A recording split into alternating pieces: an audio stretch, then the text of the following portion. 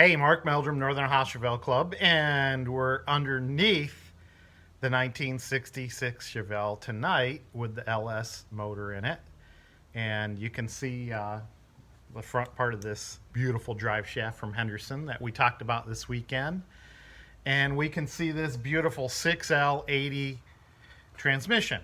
And once again, for those of you that maybe don't remember, but this whole motor came out of a 2012 Camaro along with the transmission.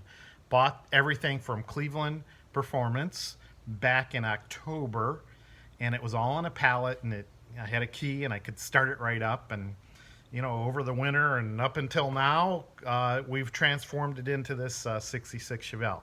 So there's a quick up-to-date. And the reason I say this is I'm getting kind of excited about the views that I'm getting on this. Somewhere between 430 and 600 views on the last couple of videos.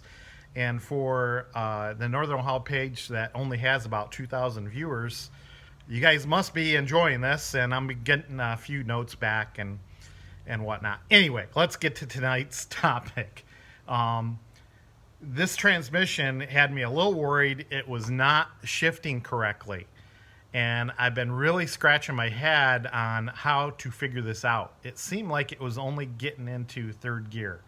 So I did a little research, and I thought that I was properly plugging in this plug. This plug, what I count up in here, 1, 2, 3, 4, 5, 6, 7, 8, 9, 10, about 11 different pins on this that have to plug into the transmission. And inside the transmission is another computer. And that computer talks to the E38 computer, which is controlling the engine management. So it's amazing how all this stuff works together, and people have figured out how to do this plug and play. But simple me hasn't even figured out how to plug this thing in. So once again, these little angels come to me. I don't know how they come to me while I do a little research on this stuff. And I found a video on YouTube today about plugging in this connector. So the first thing you're going to do is you're gonna plug this in, and it's keyed. You'll feel it hit the key, and then you're going to slide it like such. Okay, and you'll feel it snap. Now I thought, hey, we're done. The thing's connected. But no. What you need to do is push this whole wire assembly together a little bit more, and you should hear it. They said you should hear it click. So I'm going to try to get this in here properly till it clicks.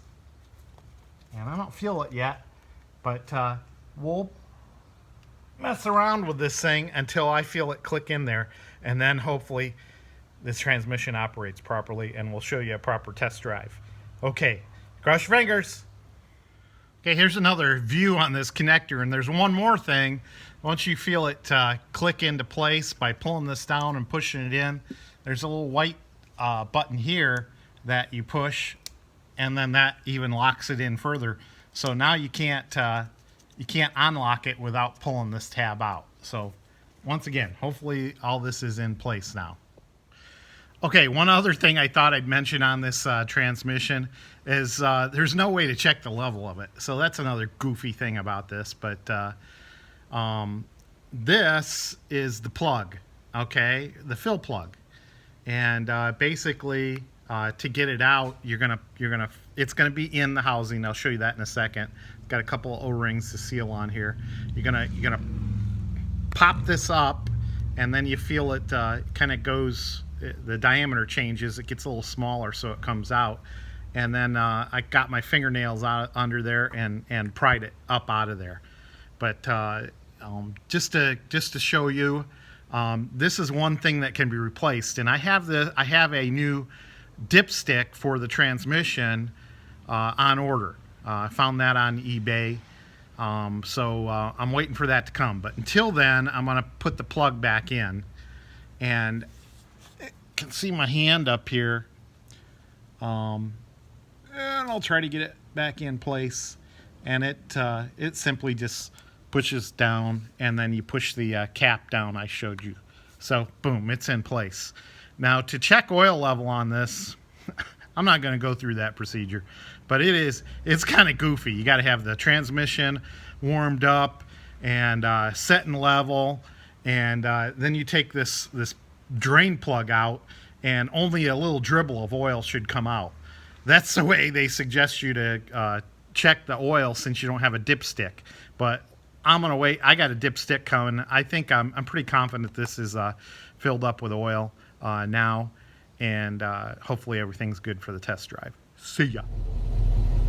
All right, here we go. Maiden Voyage here. See if this transmission is working right. It's still a little. I need some adjustment in here. There we go. There's reverse. It still doesn't feel real positive that you got it into a gear, and I got some kind of rubbing you probably hear. And I gotta figure that out. That's something in the front suspension. But pop it into drive, neutral. There we go. You notice I still have the column shift on here. So here's a little Maiden Voyage. I just got the blinkers working and the brake lights working. Had Patty do me a safety check. So here we go. Well, it feels like it's got some nice power, and it is shifting into all gears. Oh, I can't tell you how happy I am about that. So Turkey Road's a little rough right now. They've paved some of it, and they didn't pave all of it. I don't know if they're done with this project or not. Maybe some of my neighbors can tell me, are they done with this project or not? And why do I feel like I'm running out of gas? Oh boy.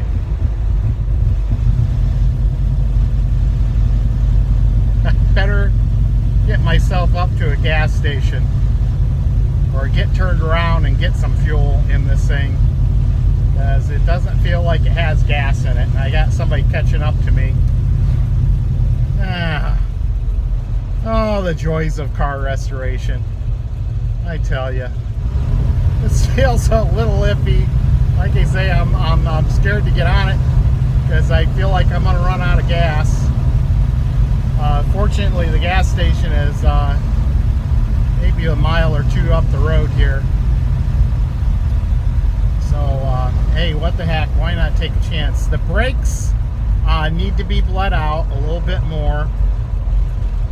They are working, and I'm glad I have power brakes on. It wasn't like when I was test driving Mike's car.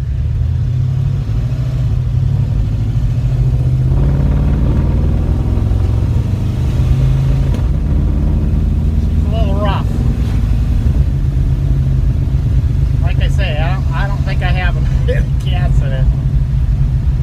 So we'll get up here. The gas station's right up here on the right, and we'll get a full tank put into it for the first time, plus some fresh gas, and have real great gas in this thing.